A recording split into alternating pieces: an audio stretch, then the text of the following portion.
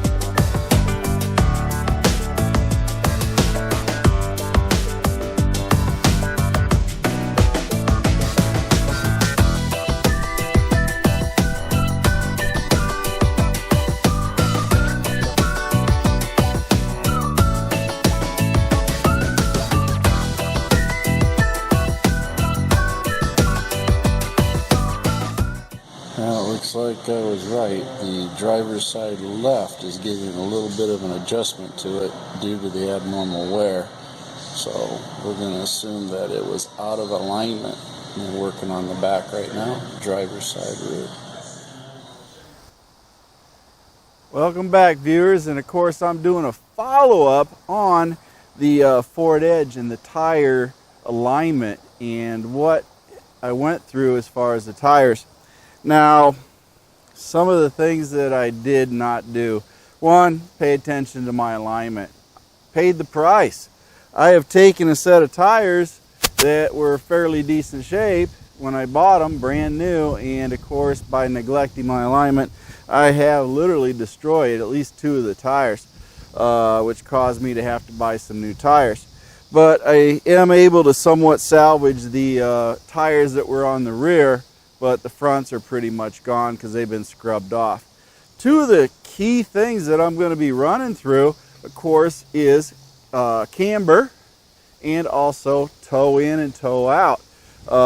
Tried to explain what happened to my Edge as far as that, and I'll show you the diagrams and everything of the alignment before and then of course the alignment after, so you can understand how this will affect your tire alignment and also your tire wear. In tire wear, you could take a brand new set of tires, and if your alignments, of course, like mine were bad, over time you can destroy those tires. And in my case, I cut the tire life on my front tires in half. Instead of getting 60,000 miles out of them, I only got 30. So it does affect it, and I'll explain how that scrubs off your rubber off your tread, and of course reduces the actual lifespan of your tires and usable. And you know, you're spending $600 like I did, or even $800 on tires for good quality tires, you're going to end up making a very expensive mistake. And I just want to relay that to you, what happened to my tires, so you can keep track of that alignment and also save your tires from getting very worn out. Now I'm going to explain what happened here, because I do have the front tires now, we're on the rear, and I'm going to show you what happened when the camber was off, okay, and what it did to the inside ribs of the tire, to show you that, you know, a little bit of camber that is off on your tire can dramatically affect it and start cupping it. So we'll take a look at that real quick. Now I'm going to show you right here, you can see where it's cupped, and you got the ridge right here where it's a ridge, and it's of course going down.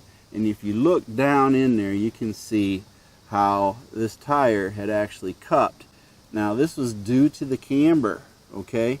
It was towed actually inward too far, and it was actually causing this rib to wear out and start cupping due to the way that it was mounted. So this is how it affected it. I caught it in time to save it pretty much, but you know, the result is I end up with a little bit of road noise when I'm driving. So you can definitely tell that it's there. But hopefully now that I got it aligned here on the front and the back, this will start leveling out and I can get that back into shape, as they say. But this is what I did. And of course I saved these, and these are about 9/32 of tread left. So these got a little bit of life left in them, and we'll be able to use them. And we'll check the other side to show you what it was like also. Now again, on this one right here, you can see and feel just a little bit of the cupping that was going on. This one here was not as bad because it was on the right rear or passenger side rear tire, and it did not have much of a camber issue. So therefore it is in pretty good shape. And this one also is at 9/32 for tread remaining. So I got a lot of miles left on these tires that I have now moved up to the front. Now as you can see, this one is worn out completely.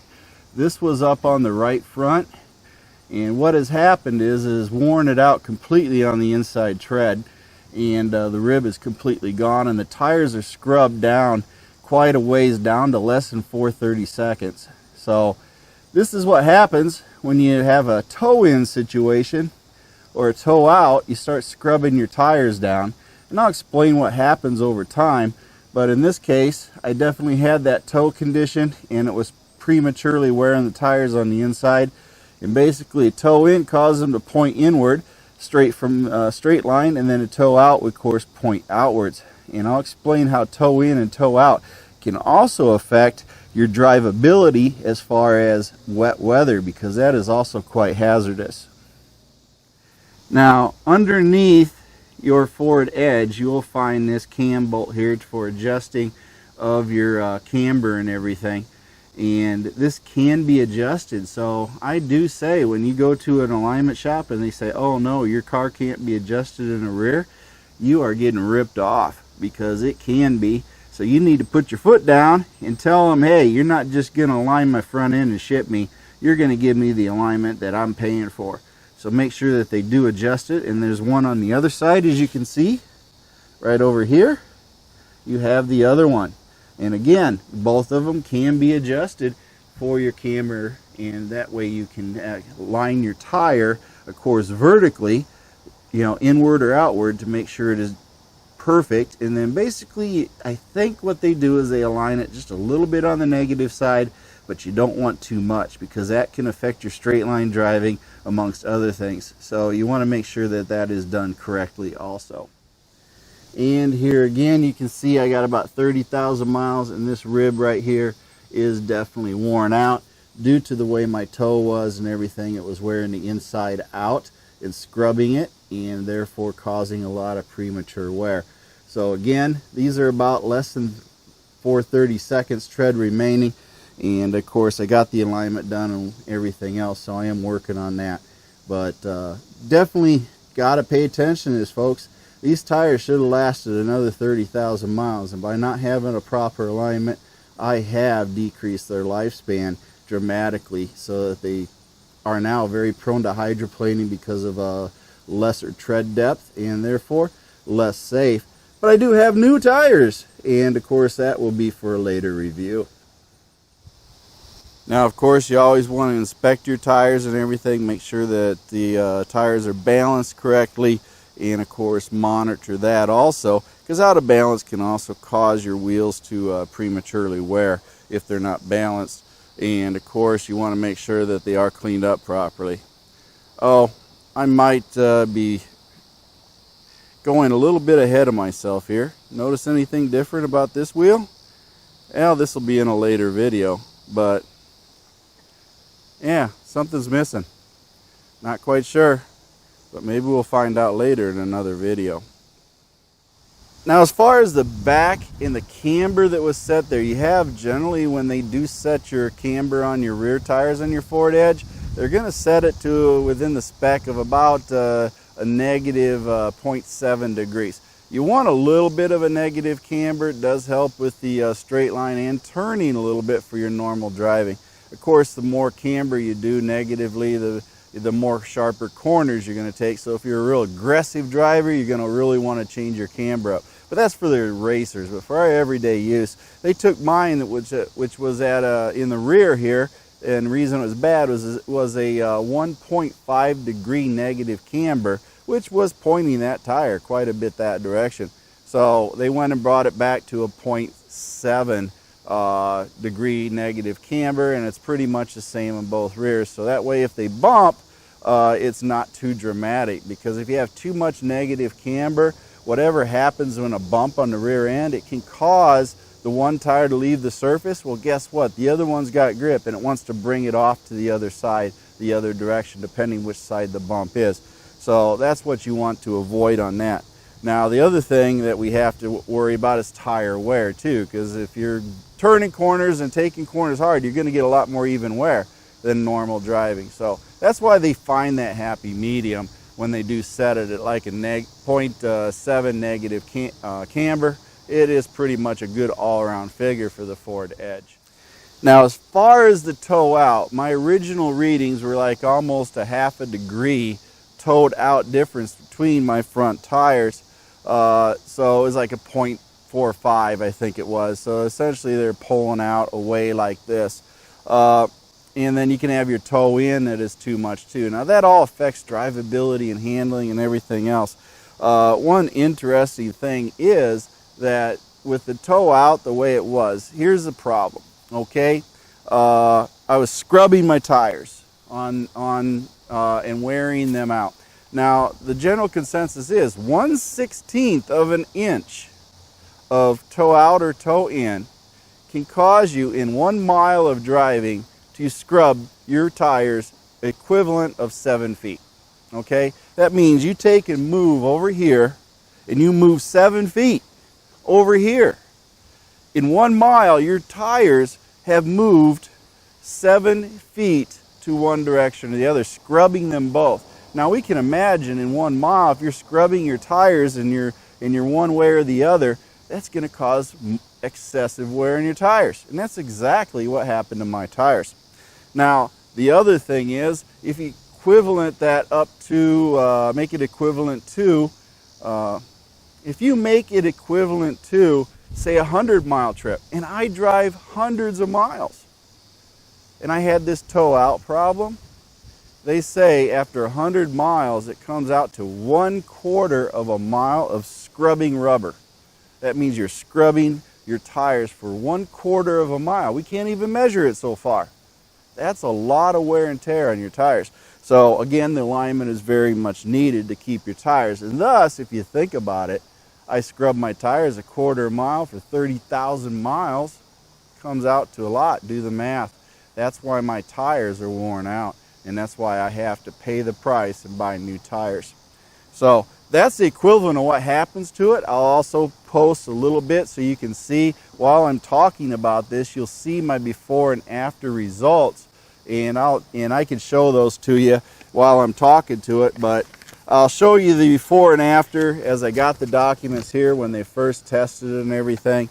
And of course, I'll put this up here scanned into the video so you can see what we're doing.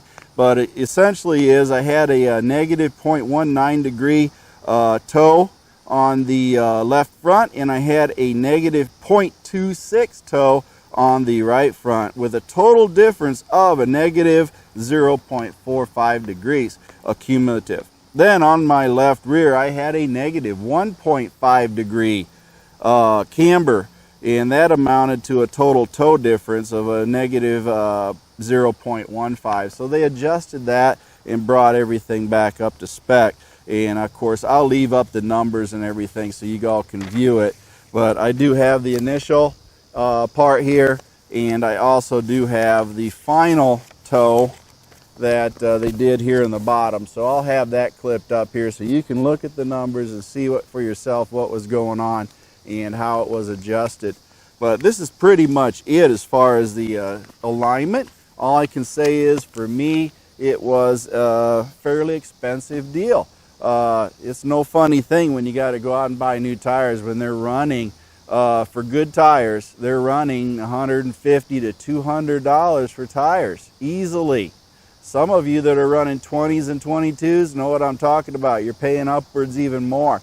So I run 18-inch tires. They are the 245/60 R18s. And these are the Bridgestone Dueler Ecopia 422s. And I've been a long advocate of the Bridgestones, and I've decided to change over to Michelin Premier LTX tires, folks. They're a 105V rating, which means they're good for 149 mile per hour testing rate, speed and velocity. So I doubt old Lou here is going to go that fast, but we never know, right? Maybe off a cliff, but you know, that's about as fast as we're going to go is on the interstate. So we don't have to worry about the top end speed, but they are supposed to be good all around tires for most of the seasons. But as you know, I run Blizzaks in the winter, so I just mostly do the spring, summer, and fall type driving with my tires. But that is it, folks. This is MACT Ford Edge, and by all means, go over here to Facebook, and of course, join our group at MACT Ford Edge on Facebook, and also talk to us and enjoy the Facebook page, because we have a great time there. And then by all means, go over to YouTube and of course subscribe to this channel and see more videos as I put them out. And we got quite a few things in the works that I'm going to be doing, and I did sort of hint at it here in this video. But I'm going to go ahead and do a full chrome clad removal and painting the wheels and everything else with brand new tires.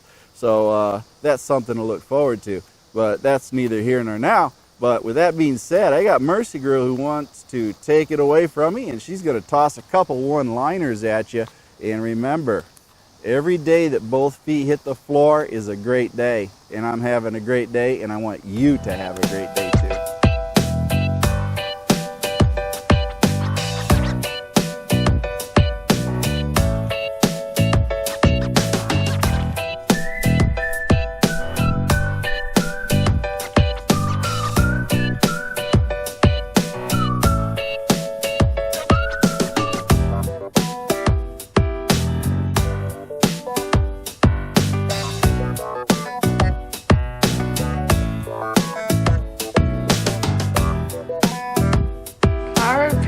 Fun.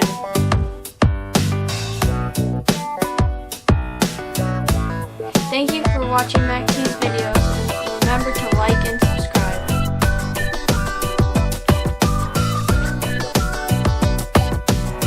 This is a Mercy Go